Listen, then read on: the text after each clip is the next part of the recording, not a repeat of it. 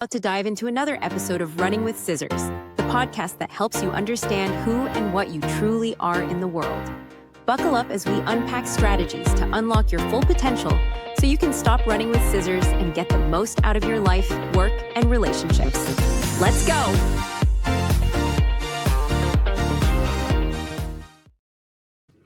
Welcome back into more Running with Scissors. I'm excited for this episode. I have an amazing guest with us today. Lisa, welcome to the Running with Scissors party. How are you? I'm great, Brandon. Thanks. So great to be here. So the listeners have heard about you, have not met you yet. This is the first time, but me and Wei have mentioned you. You are the brains behind our whole operations. That's at least what we told everybody. So I'm excited to have you here. And today we're diving into energy centers or communication styles within the app, which I personally think you describe this better than anyone else on our team. So I'm extra excited to have you here. Well, thanks, Brandon. It's great to make my first appearance on Running with Scissors. Yeah, you help us not run with scissors as well. Exactly. That's your kind of behind the scenes role, is keeping us all scissors sheathed, if you will. But how about this? Let's start with, why don't you give us the high level overview, intro, bio, whatever you want to call it, to Lisa.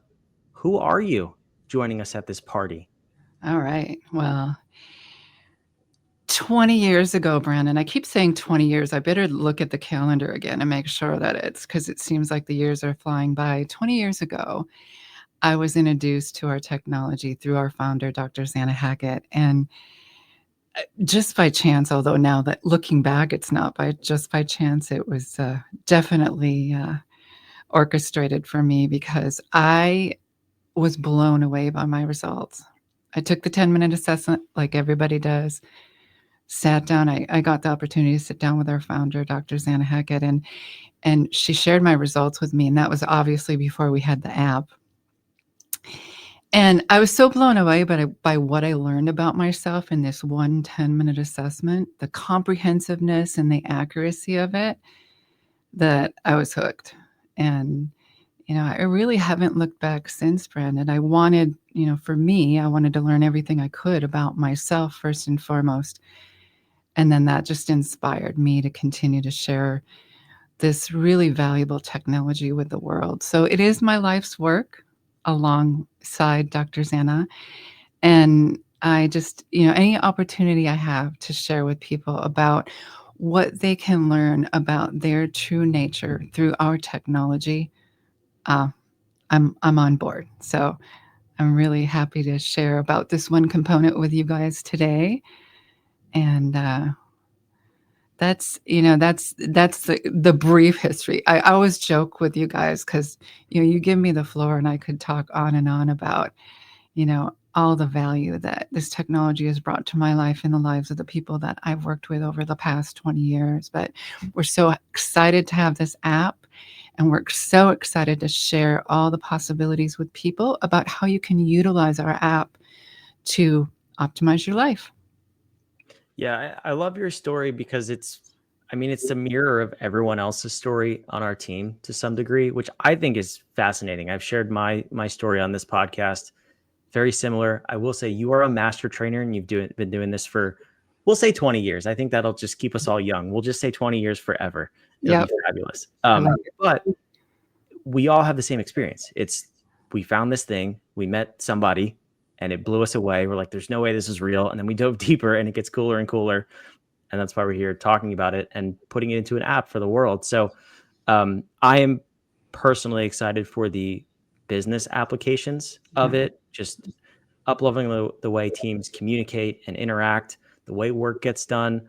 And then, of course, taking that to their family, their friends, through our B2C app, the HumanOp app that we're going to talk about a little bit today. I can't wait for more people to be introduced to this technology. And today's conversation is one of the more important ones, because if we can't communicate effectively, nobody hears us, nobody's listening. So we have to figure out a way, which we have cracked the code at HumanOp, of how to understand how to communicate, how people like to communicate, the best ways to do that. and you're going to introduce that. So on the app, for those watching, listening, if you haven't downloaded it, just find your way in the description down below. You'll find a link somewhere to it. But if you're on the app, you go to your dashboard, and we're talking about energy centers or communication styles. I believe it's named both of those things, and those terms are thrown around in the app. So let's start there. Why does it have two names, and why those two things? Because they sound completely different. Okay, good question. And yes, Brandon, it's such an important component. I always say it's such an important component. All of the components are important, obviously, because they each one together makes up the uniqueness of you. This particular component is something that you can recognize and understand about yourself and apply that understanding to your life every single moment of the day if you choose to. So, to answer your question, why do we have two ways of describing this particular component? Communication style is kind of the overall umbrella of what is the way that you communicate in the world. And energy centers make up that communication style. So there's 4 of them. We all have all 4. It's just that in each one of us, those 4 energy centers have different volumes to them. And I think one of the easiest ways of understanding it, Brandon, is to recognize, and we talk about this all the time, is to set these energy centers up kind of like doors. They're like doors to our vehicle of self, if you will. We all have all 4 doors. It's just that those 4 doors aren't necessarily configured in the same order.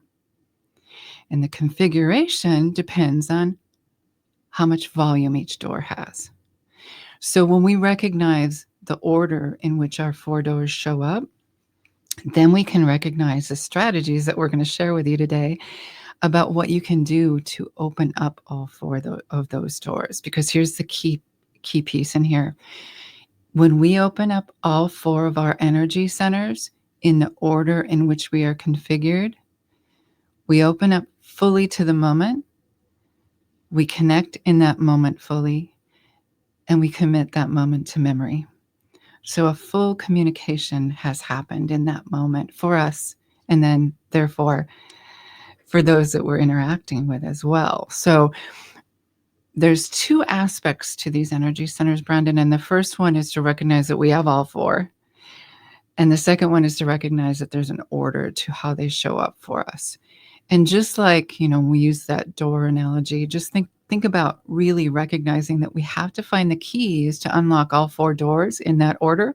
And when we do, we have a full download of that moment, if you will. Now, Yeah, I want to say one more thing. Real quick, is that front door, though, is the most important, because that is indeed, when we unlock that front door, we open up the possibility of unlocking the other ones. But that front door is the most important, because it is how we make our initial connection with our world. Yeah, and we'll dive into that more specifically later in the episode. But for people looking at it on their app, or they've seen it at least, there's numbers associated with them. So like my numbers, for example, I have 13, 11, 8, I think a 12 or something. I'm not looking at it right now, but the numbers mean something, and that's how the order is determined, right? So why don't you take us through what are the names of the 4 energy centers? And then what are the numbers or the volumes start to mean when we're looking at our individual results? Sure. Yeah. And I'll give you just the names. And then, like you said, we'll describe them a little bit more in a moment. The 4 energy centers are emotional, instinctual, intellectual, and moving. And as we're saying, that order that I just shared with you is going to be different for everyone in terms of how they show up. And the numbers themselves just determine, like I mentioned, the volume of how essentially how big that door is. So we like to see the volume between about 7 and 12. And if you have one that happens to be a little higher or one that happens to be a little lower, we actually have strategies to help you optimize bringing it within range a little bit. So when you're looking at your app and you're looking under your core stats, under communication style, and you see your order and you see those numbers, you want to first kind of check, are they between 7 and 12, each one of them? And then if they're not, alarm bells are not going off. It just means that, okay, there's some optimization that can happen here to just bring you back within range. And when you're back within range, you actually feel more internal harmony within, because your energy centers, your overall communication style is tightened up a bit.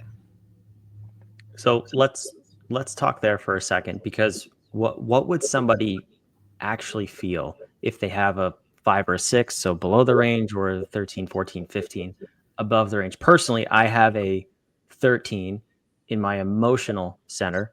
So we don't need to talk strategies yet, but that's a little bit elevated, right? It's outside of the 7 to 12 range. So what does someone feel if that's the case? Well, it's going to be different for each energy center. Let's just use you as an example, Brandon. With a 13, because it's 1 point high, you're probably not going to notice a lot. It just means that for the emotional center, again, we'll break this down in greater detail.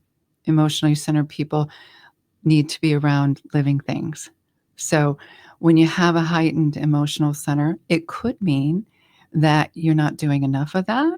And it could also mean that you may be doing too much of that. So No, I that's have 3 kids. I'm doing too much of being around them, like, for sure. yeah. Yep. That's the one of the 4 energy centers that has an exception when it's heightened. It could be either or. You're doing too much, you're not enough. Okay. So then while we're here, let's go through the other 3 then. So we'll go down the line. Instinctual. What Okay. does it feel like if it's either heightened or maybe not enough, below the range? So I can speak to this one. I happen to be instinctually centered, and sometimes mine pops up to a 13. And think about the instinctual center as somebody who's instinctually, we say instinctually centered when it happens to be your first one, or emotionally centered if that happens to be your first one, or moving if that happens, or intellectual if that happens to be your first one. So the instinctual center, if it's heightened like that, it means that, I know in me, it means that I might be overly sensitive in that moment in time when I took the assessment. Just heightened to all the senses, to things to how the look and the feel and the taste and the sound and the smell of something. So for whatever reason, we all are. Life is constantly shifting and flexing for us, and within that we're impacted by all that's going on in our world. So I notice at certain times in my life when I'm a little bit more sensitive to things, just even sensitive to getting my feelings hurt.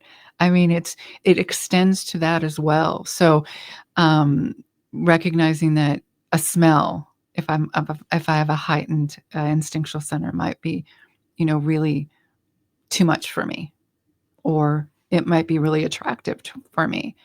So those are just some brief examples, and we'll describe them a little bit more in greater detail. But if it's too low, Brandon, it can sometimes mean that you're kind of, you're not in touch with your gut instincts as much.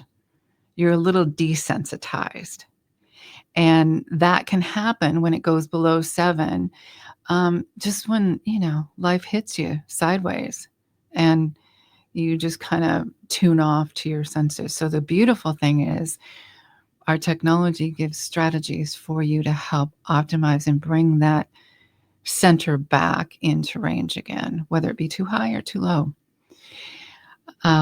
Let's fire off the other 2. So Yeah, I'll pause there since you yeah, mentioned it, and just say yeah. that if you are in the app and you're looking at your numbers, you have a 13, 14, 15, or a 4, 5, 6, you can chat with Hi and ask, why is this number too low? Maybe not why, but how do I increase this score? How do I lower this number? How do I optimize my blank energy center? Just have a conversation with it and see what the strategies are, and then actually implement them. And that stuff will start to help you balance out those numbers. You obviously won't see a change until you retake the assessment. So within a 90-day period, you're just going to have to do those things and make it a habit. But when you retake it, the goal is to see those numbers become more balanced and hopefully within range. So great tip. Thank you for that, Lisa. Yeah. So yeah, moving on. Intellectual. Too high, too low. Too high. The intellectually centered, people who are intellectually centered, the high intellectual center, it just means that you need to make sense out of things. So asking questions and receiving answers and doing research and getting answers and all of those types of activities are really important for the intellectual center. And at the same time, when it's too high, it can actually end up having you in your head too much, not getting those answers that you think that you need, or not acknowledging that you're getting those answers. So it can actually impact those voices in our heads that bring the mind chatter up a bit. And then again, there's strategies to bring that down. If it's too low, it just simply means that you're not making sense out of something. You're kind of just avoiding that aspect of your day. You're not putting energy into getting the information, if you will. And you're not thinking at all. Being real dummy. No, my words, not Lisa's. It's not that you're not thinking. It's just that you're not, fully getting all the pieces and making it make sense before you're moving forward. You're kind of launching before it makes sense, if you will, sometimes. So again, not wrong, just a space to be optimized within if it's too low or too high. Fair enough. Lisa's way nicer than me, for the record. So we'll just put that out there. Okay. Finally, the moving center. This one is such an easy one to see, even if you're not trained in our technology. Moving centered people just physically need to move. And I'm not talking just like workouts, although workouts are great for people who are moving centered, or sports or anything. If it's too high, it just means that if you sit still for too long, you're just disconnected. So too high and you're just like on the move all the time. It's just heightened. So it's fine to be moving centered first. If you're moving too much, you will tend to sometimes like bypass people because you can even move through the moment too quickly for others. And, you're just on the go so much that you're not connecting with other people as much. Now, if it's too low, it means that you actually have to move a little bit more in order to just kind of engage and initiate some momentum in your world. So there's strategies for both. Again, great tip that Brandon is reminding us of is to ask High. I mean, High has so many great recommendations for kind of bringing yourself back into range again. And you might want to just remind High, I'm a little out of range if you notice that you're, beyond 12 or below 7. I'm a little out of range. What can I do to bring myself back into range again with any one of those energy centers? Yeah, this one for me is interesting because I'm thinking back to our retreat, the Harmonious Revolution retreat that we've talked about on this podcast with Wei. And we had 2 attendees, we won't say their names, but who are moving centered. And you guys encourage them to get up and move. Like, you don't have to feel like you need to sit in this session. And I think it's one of those things, especially in schools and classrooms, but also at conferences and trade shows, lectures, where you have to stay still. For anyone who's moving centered, they just disconnect. Like you said, it probably drives them crazy. Is that where we start to blur the lines of ADD and ADHD diagnosis, or what does that look like? It's not to dismiss diagnoses in the world.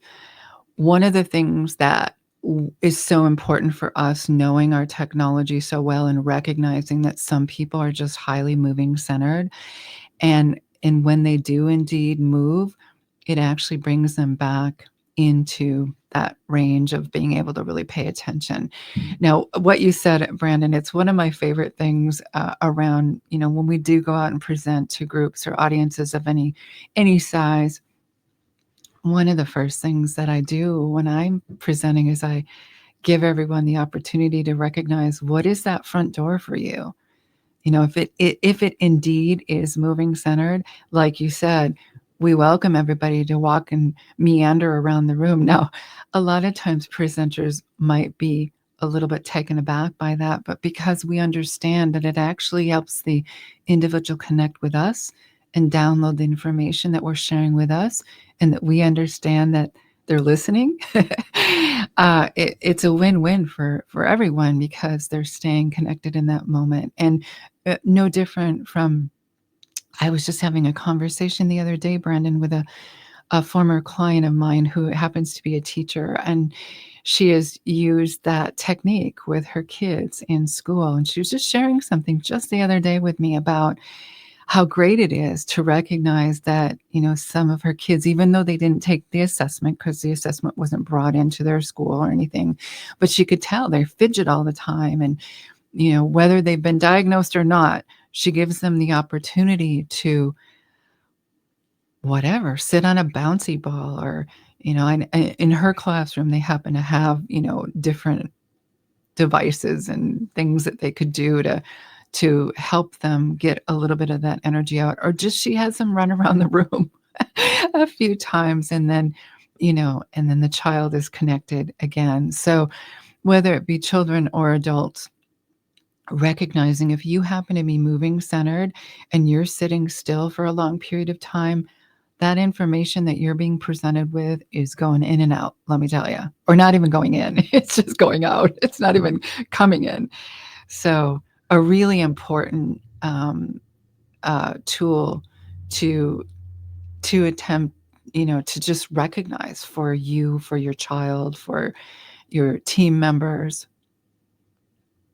Yeah. So let's talk about opening these doors and staying optimized, staying in the moment.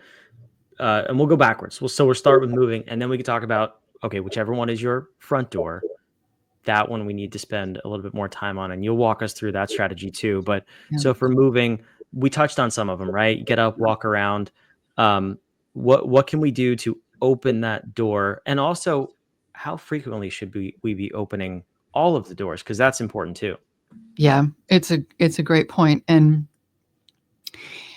what we like to recommend is first thing in the morning, every day, open all 4 doors. And it doesn't have to take long. It's something that's just really quick that you can tap in to open. I mean, it should take, less than 3 minutes. It could take less than 3 minutes. If you have more time and you want to spend a little bit more time opening each door, great. For the moving center, people that are moving centered, like I said, they're attracted to things like working out and sports and things that activate movement. But even if just in the morning, first thing, if you could just do some quick movements with your body, that's enough to open that door. And then, again, if you are moving center, I'm just going to jump right into this, Brenda, because the cool thing is, because, those of you who are listening or watching who are moving centered, when you look at your core stats, it's the first door. If you happen to be moving centered first, you want to just recognize that when you do have more time, certainly do your workout, go play your sport, do something that's more in-depth movement. But back to the morning, first thing in the morning, if you're moving centered first, open up that door really quickly. And then whatever the order is next. So let's do it this way, Brandon. Let's just say this person is moving, instinctual, intellectual, and emotional. Okay. So something really quick that they could do each morning. Now I forgot the order. I just said moving, instinctual, intellectual, There you emotional. go. Yeah. Okay. So something real quick, just get up and do a couple of jumping jacks. Instinctual. I mean, I'm instinctually centered. I light a candle every morning, or put on some soothing music. Intellectual, write down some quick notes. And then emotional needs to connect with living things. So, hug someone special if you have someone special in the house, even a pet. If you don't have any pets or people, talk to a plant. If you Yep. don't have any plants, go outside, talk to a tree.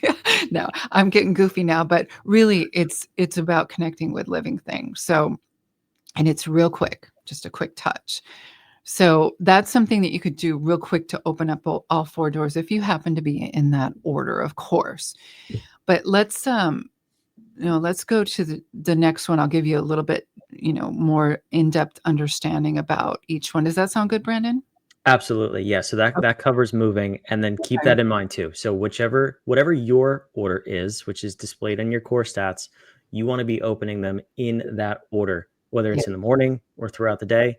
So we'll talk about each one in this specific order, but that probably won't be how you're wired. So if you're listening, just keep that in mind. But yeah, Lisa, Yeah, please continue. exactly. Yeah. So the instinctual center, again, I mentioned a couple of quick things you can do to open up that door real quickly. But if you happen to have more time, like again, I told you I was instinctually centered. When I have more time, I'm going to the spa. And you can definitely catch me there because it's one of my favorite things to do. Now, it doesn't mean that people who are instinctually centered first, like me, are all going to like going to the spa. It just means that that's something that resonates with me because it taps into my senses. There's other things that might tap into your senses if you happen to be instinctually centered first. So it might be, sitting and watching a full sunrise or full sunset if you have a bit more time. Might be making a tasty meal for yourself, or just spending time under a cozy blanket on the couch in the wintertime, or sitting in the sun. There's endless amounts of things that feed that instinctual center. When you have more time, when you just want to do something real quick to open that door in the beginning of the day or in the middle of the day, when you're feeling a little disconnected, it's one of your doors in whatever order you're configured. It could be something as simple as, a really tasty drink that you make for yourself. Cup of coffee, whatever it is for you that you enjoy that taps into any one of the five senses. But it doesn't have to be a lengthy thing if you're just quickly opening up that door.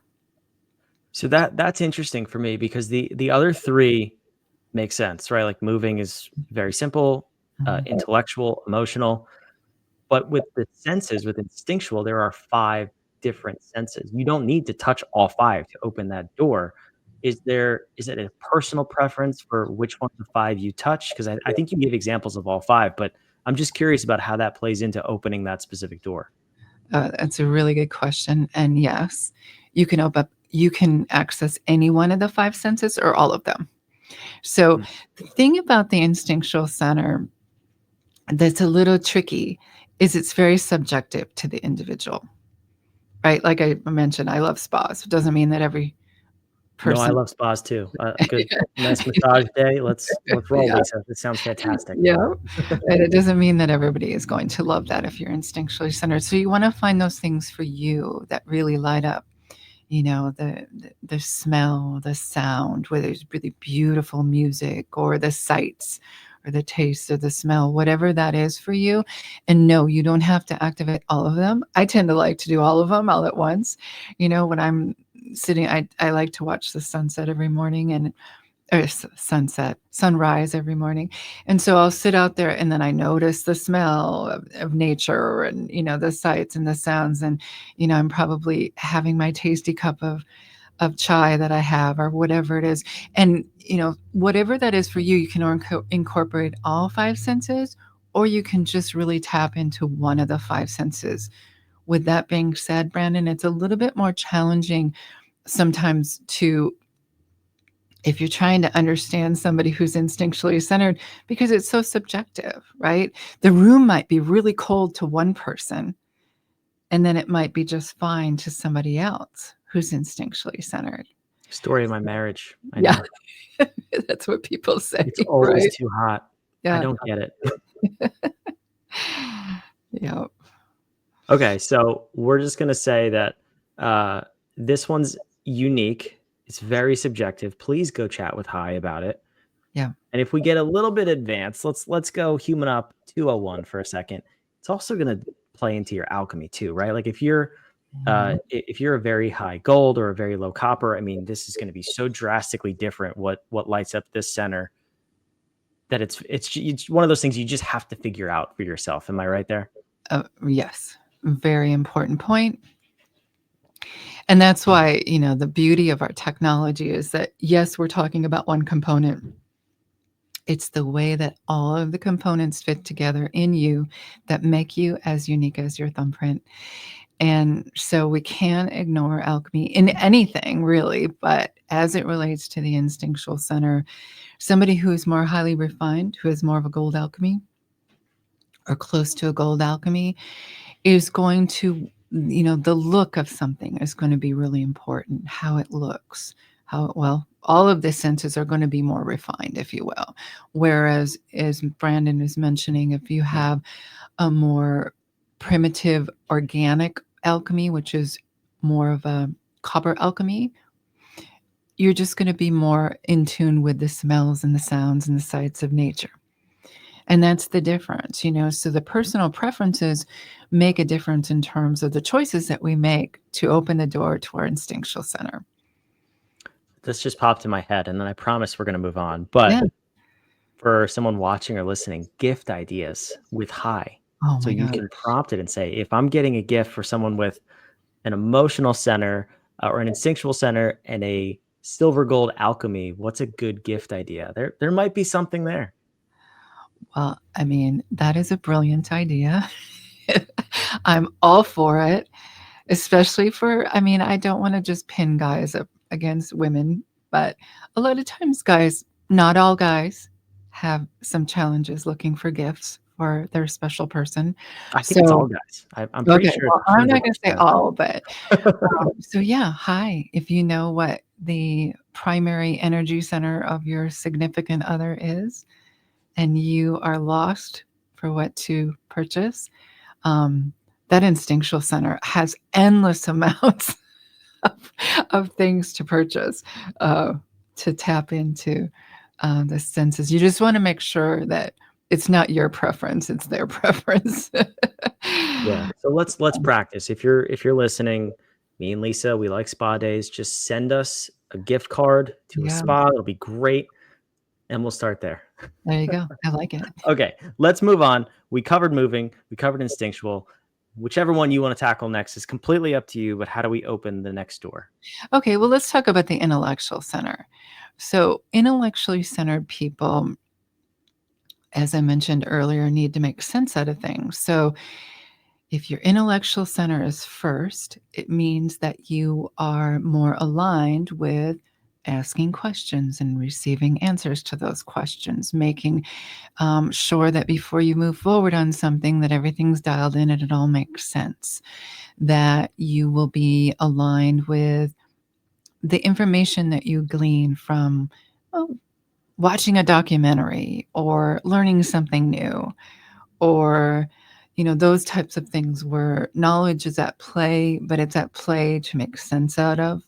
And and the interesting thing about the intellectual center is that for those of you who are intellectually centered first, it's so great because you'll come up with some really great questions, and those answers to those questions can really provide a lot of clarity in life, in business. So it's really great. At the same time, if you're feeling like you're not getting answers to those questions, it can be frustrating. So the beautiful thing, Brandon, having worked with so many teams over the past 20 years, is when people really understand all four of these energy centers, because we really want to understand all four, even though the intellectual center might not be your first one. It's somewhere in your ordered configuration. So understanding, how to open it and what its nature is, if you will, is really important for you, but also for your team members. And I'd love to, towards the end here, Brandon, I'd love to just like kind of get some quick little tips on what to look for in another person to perhaps understand what their first energy center might be. But before I do that, back to the intellectual center, so if you are intellectually centered, just recognizing that share with people. I just need to make sense out of this, because if people don't understand that, they could potentially just, get frustrated by question after question. But if you just help them to understand that you're intellectually centered first, it makes it so much easier. It makes it so much smoother. And Brandon, over the course of working with teams for all of this time, I just want to share a couple of things. It's really cool. I've about 3 in particular that I can think of. I've worked with so many organizations over the years, but 3 in particular have incorporated actually putting, for those that are not remote workers, actually putting their, actually no, I should say for non-remote and remote workers, actually putting their primary or their first energy center on their desk, just written on Oh, a that's card smart. or on their door. And not only does it, encourage, just kind of like, collaborative understanding of each other, but just recognizing, okay, this person is intellectually centered. When I walk into their office, they want answers, and that's great. And I have them for them, or if you're just, online and you're having meetings online all the time. One of my teams that I worked with just put their energy center right behind their name. So when if you're not in the same physical space with somebody, recognizing how they make that first connection. And again, we're not asking you to be experts at all for the energy centers, but you'll know enough by, listening and watching our podcast today, and also checking out our resources and asking Hi for more understanding about each energy center, that you can actually make some really cool connections with people when you know what their front door is. Yeah, I mean, even the names of them, just hearing it, Yeah.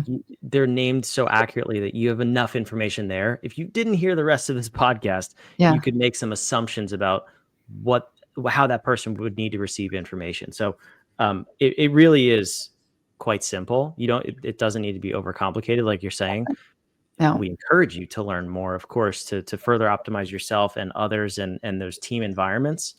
But just keeping that first door in mind when you're communicating in business is going to be huge. And I have a story about that and team compatibility after we're done, Yeah. because there's so much that can happen in this particular part of the assessment. But we have one more, the emotional center. So let's Yep. talk about opening up that door. The emotionally centered people, emotional centers first, they connect best when they're in the presence of living things. So whether it be people, plants, animals, whatever that is, where they can be around living things, engaging with others, networking with people, sharing with people, all of those types of things really help. And actually, physical touch helps this particular center open up as well. So, a pat on the shoulder in business, a hug in your personal life, holding hands with your significant other if they happen to be emotionally centered first, hugging your kids, all of those things will help open up that front door. And you know that very well, Brandon, having that be your front door. So, you know, opening up the door by, giving your peeps a little hug or a handhold, Well, whether. this is interesting. Let's turn this into Brandon's therapy session real quick, Okay, because great. I find that fascinating. I can't stand physical touch for the most part. Like my kids are okay, but they're usually messy. Maybe that's an alchemy thing. My dog, I'll hug my dog all day. I Yeah. really don't like when other people touch me. It's Well, a very interesting yeah. dynamic. So help me work through that. Is that a nurtured thing that I need to just figure out? Well, what door is your intellectual center, Brendan? Fourth. It's last. Okay. Typically, intellectually centered people aren't really huge fans of touch, but I think it's coming from somewhere else too. You have a driver that is filled with humility, and it's very likes its solo space, if you will, at times. And so it needs to recharge in that solo space. So I believe for you, now this isn't for everybody, but for you, I think, it's kind of a combo here, that you actually do indeed want and need that physical touch, but not all the time, because that humility driver that's in the front seat pops its head up for you often. It needs to have that more secluded, more reclusive time for yourself throughout each day at different times. So for you, that's the answer. For somebody else, it would probably be a little different when I connect the dots. Yeah, and well, for somebody else, and that's true. I just want to say that because I do need my space, my alone time to recharge. I definitely notice that after I'm recharged, then I'm fine. But Yeah. for the most part, I need that first. For somebody else, it's simple. If Hi gives you a suggestion, says go get physical touch, go hug your kids, hug your spouse, and you're like, I don't really want to do that right now. What else can I do? Well, I will give you more answers of what you can try out. So giving it feedback is very important too. If you get a suggestion that you're like in the moment, that doesn't really resonate, Yeah. just say that doesn't resonate. Can I have a few more examples? And it will give you Absolutely. those. And I don't want to just make physical touch be the end all be all. It is part of it. But it is connecting with the feeling as well of being in the present. So even if you don't, you're not near your peeps in the moment and you want to just scroll through some pictures of some memories that you have on your phone of your important people in your life, that is very connecting as well. I mean, there's endless amounts of ideas, but these types of things are things that you can do to just reconnect and open that door to your emotional center. Just calling somebody on the phone, and or just, opening up the door for somebody when you're out and about. Those kinds of things, just simple, quick things that you can do to connect with somebody. I like it. Yeah. All right. So then let's talk about your whatever your primary door is, whatever your first door. We need a little bit more focus there. And like you were saying in the team context, that's super important to know what someone else's is. Yeah. Um, why is it so much more important to open that one or make sure that one's open? Yeah. It's just because it's our, when we set it up as doorways, right? We think about that doorway visualization that I shared with you. It's like, okay, we've got 4 doors. They're ordered in a specific configuration. The front door is the door that we want to open up to connect with the moment first. So whatever that front door is initiating opening up the rest of our doors in order for us to open up. And like I said in the very beginning, Brandon, the cool thing is when we do indeed open up all 4 of those doors, we actually commit that moment to memory. And it's a really important recognition that when we tap in with ourselves throughout the day, whether it be first in the morning if we don't open those doors, or throughout the day, we literally are disconnected from the moment. When we think about it, if we're feeling funky, a lot of times we're just disconnected with the moment. We're not actually immersing ourselves in the experience of what that moment is in that moment in time. So going back to the front door, it's the most important because it's, it's the front door to your house itself. So you got to find the way to unlock that door to allow the rest of them to be opened. And when you really get creative, it actually ends up being really fun. I mean, I find this component, you can get really creative with the different ways that you open up the doors. And because I know my instinctual center so well, I have a whole pocket full of things that I do to switch it up each day. And, I have my set things that I really like, but then I do different things as well. And with that instinctual center, there's the variety is endless, in terms of what you can do to open up that front door. And really for all of them, there's tons of ideas. And when you just start exploring them for yourself, because they're going to be personal to you, but there's a general universal dynamic that is the same.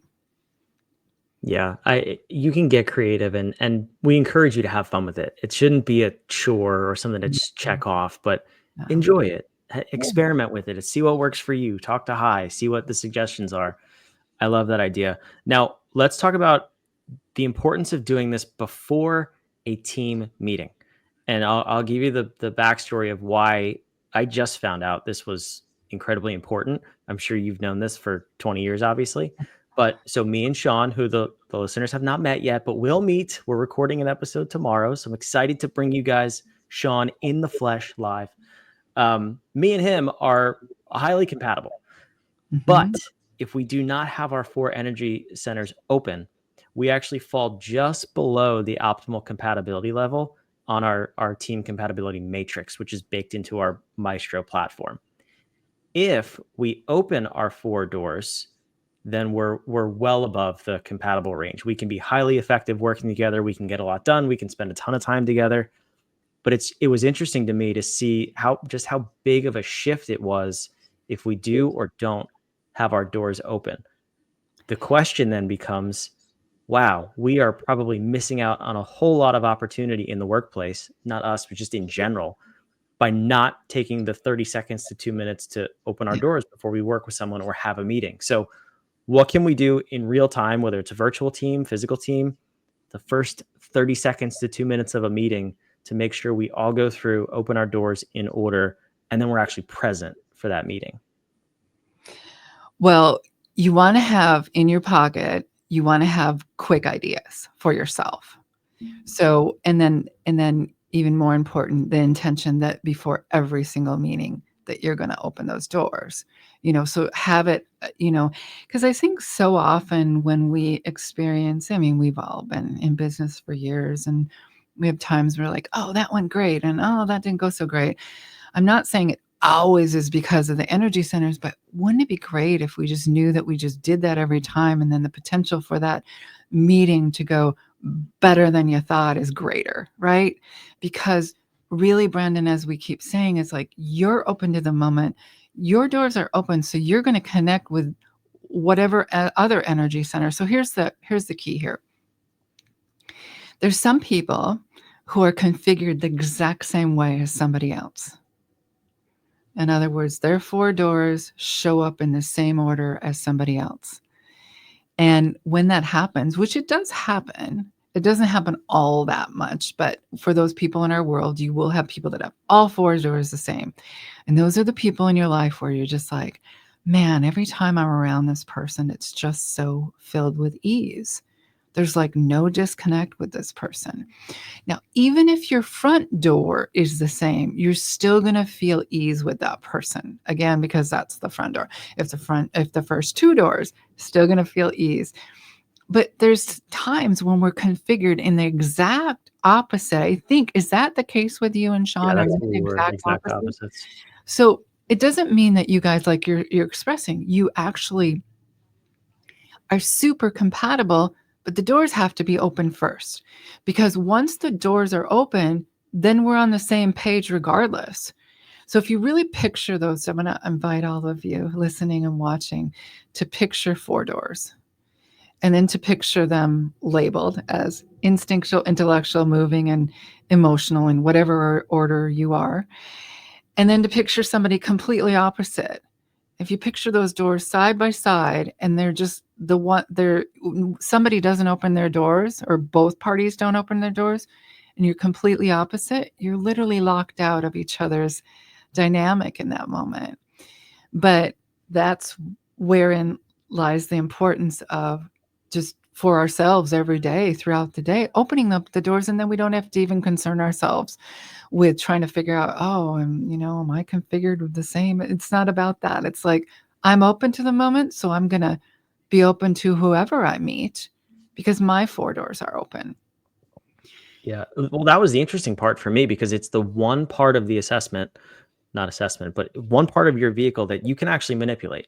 Mm-hmm. You can't change your traits. You can't change your drivers. Yeah, you can access them in the strong state or weak state, but you can actually be more open to the moment, like you're saying, if you just take the time to open these 4 doors. So you're basically saying you're setting yourself up for the best possible experience with somebody else by just focusing on optimizing yourself. For the 2 of us or for a team dynamic, it's obviously important in business because you need to be communicating with other people. But that was the cool part in learning that was, oh, we work so well together because we naturally open those doors. But now that we can intentionally open the doors, it makes all the difference. I mean, for me yesterday, it was rainy here.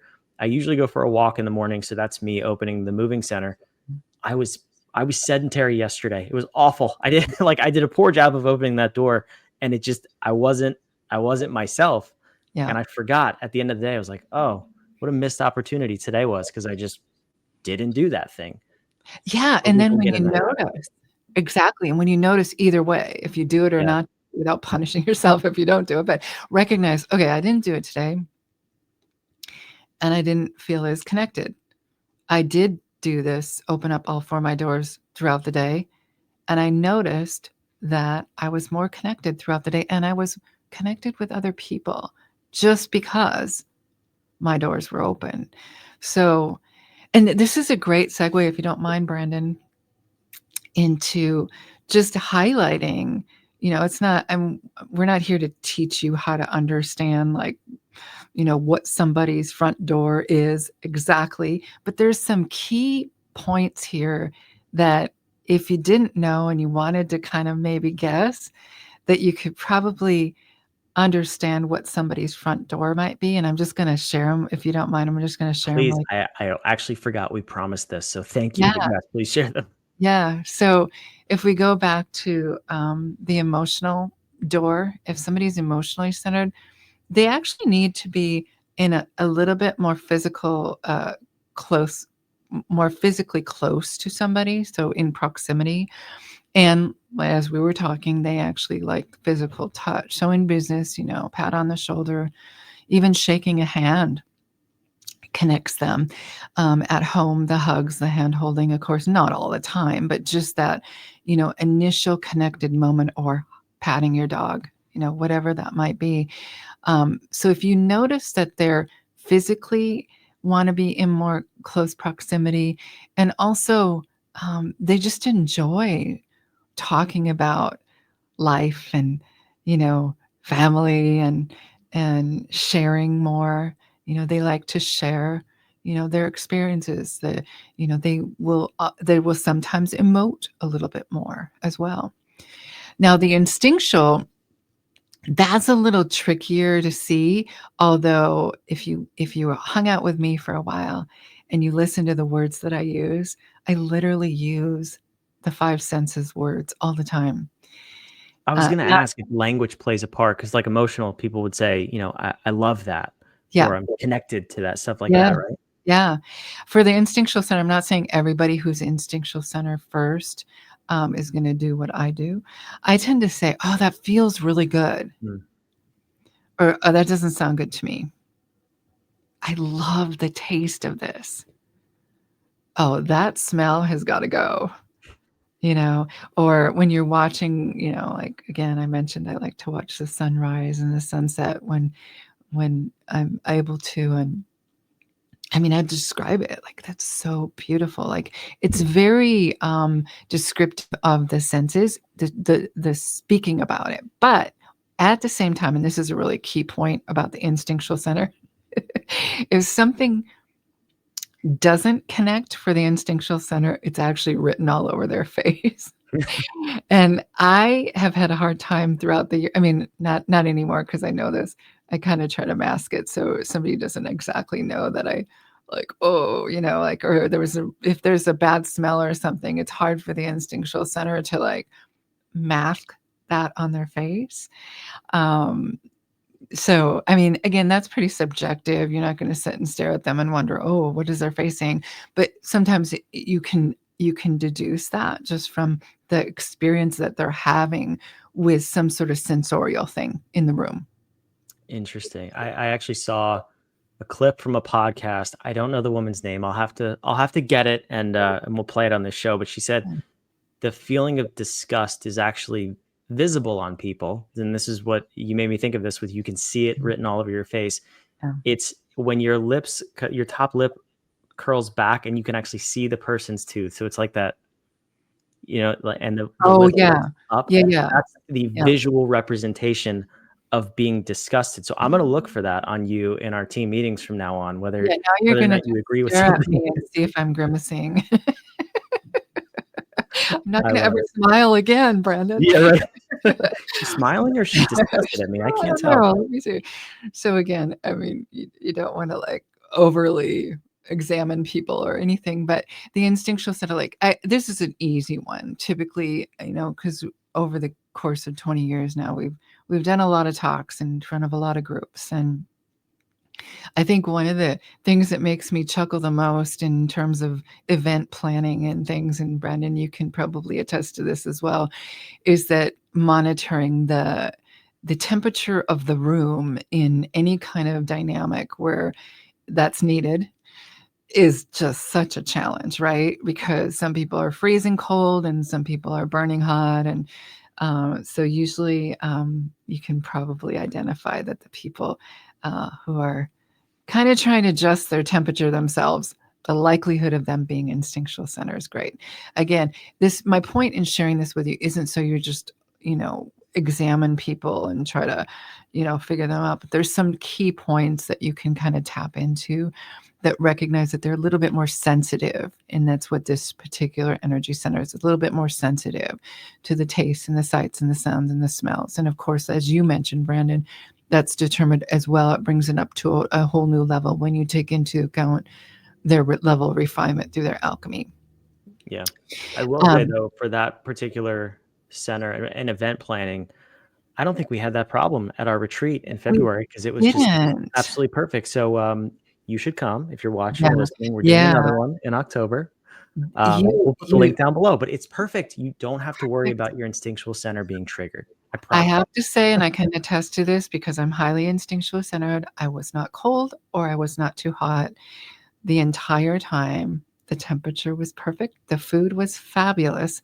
The people were wonderful. And the experience was really invaluable. There you go. Experience sold. Thank you, Lisa. All right, let's wrap up with the last two then. How do we spot? Last two, okay. We did moving and intellectual. Okay, let's do the intellectual. This is an easy one. Intellectually centered people sit still and listen. That sounds awful. How do they do that? And they ask questions and they want answers to questions. And that's it. It's beautiful. Intellectually centered people tend to sit towards, let's just talking about an event for a second. They want to sit up front because they want to get it all in. Emotionally centered people will sit up front too because they want to connect. The moving center people are walking around, and the instinctual center people are probably tasting the tasty food in the back. But it is easy to tell an intellectually centered person. And like I said earlier, I was alluding to, if you get their questions answered, they will fully connect with you in the moment. And then the last center, the moving centered, we pretty much addressed this, but any kind of fidgeting. Now, interestingly enough, if you happen to be watching this podcast, I am instinctual first, and then my moving is right next to it.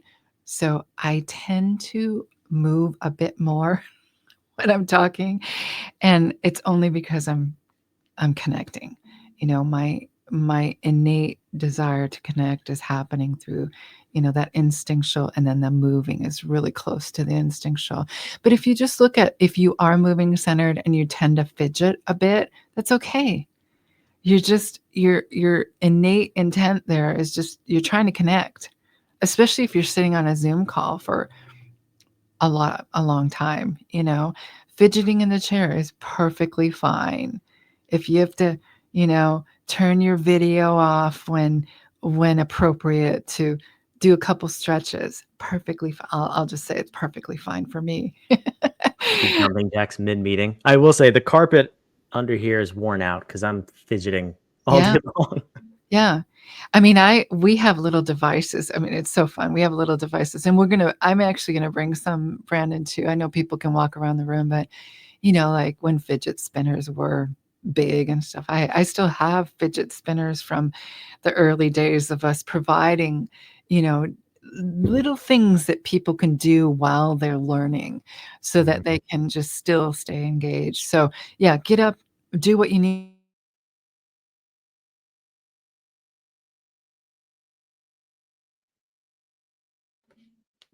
Oh, I'm back. There we go. I think my video cut out. We're gonna cut that out because it's running with scissors. But anyway. So, I mean, that was pretty much it about the moving center. It's an easy one to identify. The last bit about the moving center. It's a really easy one to identify in somebody else who might be moving centered first because they're just moving all the time. And so if you know somebody let's just talk about business. If you know somebody on your team who tends to be on the go all the time, walk and talk with them. Yeah. Literally suggest, let's go outside. I want to share something with you and walk around a little bit or inside, whatever. Even driving in a car with somebody who's moving centered, you can connect with them. Look at all the deals that are done on the golf course, Brandon. That's right. A lot of moving centered people there. Yeah, it makes sense. All right, Lisa, we talked way longer than we said we were going to talk, but I love this stuff. And I know you could talk about it for 8 more hours, but we got to wrap up. So please do. Exactly. I've been surprising way with this question. I want to surprise you with it now too. Based on what we talked about today, for someone listening, what is the question that they need to go into their app and ask hi for energy centers for themselves? What is the question? Hi, give me 4 quick things I can do to open up each one of my energy centers. That would give you, 1 for each or 4 for each, whatever you want to do, but it would give you some quick things that you could do to open up each energy center. And you could even say in the morning, first thing in the morning, or just rephrase it. What's one thing I could do to open up each energy center in less than 3 minutes, first thing in the morning? And then I'm going to do an adjunct. I'm doing a part 2 to your question. And then also ask hi, what are some suggestions if I have more time on how to really, really connect with my first or my primary energy center, that front door? I love it. I will offer a pro tip because we heard this from one of our beta testers. Context can be very helpful. I will say is important, but it can be extra helpful. So if you say, Lisa's first question, 4 things to open my doors? Say, I'm at work right now. I'm at my desk. I can't go outside. Yeah. That will help it refine the suggestions. The funny suggestion that we got back from one of those questions was, what can I do to open my energy centers right now? Go outside for a nature walk. And the person was like, hi, I'm at my desk. I can't go for a walk. Okay, go for a walk. So please provide context and you will get very, very accurate answers for you. Yeah. I love it. Lisa, this was awesome. Thank you for running with scissors with me. We should run with scissors more often. It was a blast. Let's do it again soon. I recommend you all run with scissors all of the time. What could go wrong, right? But seriously, don't, because that's dangerous and I'll probably get sued. No to that. But come back here, listen to more episodes. We hope you subscribe so that we can teach you how not to run with scissors and how you can optimize your vehicle of self and operate at a peak level of performance in your life, in the workplace. Thanks for listening. We'll see you next time on Running with Scissors. Thanks for listening to another episode of Running with Scissors. Have you downloaded the HumanOp app yet? Head over to humanop.com to experience the power of this technology for yourself. See you on the next episode of Running with Scissors.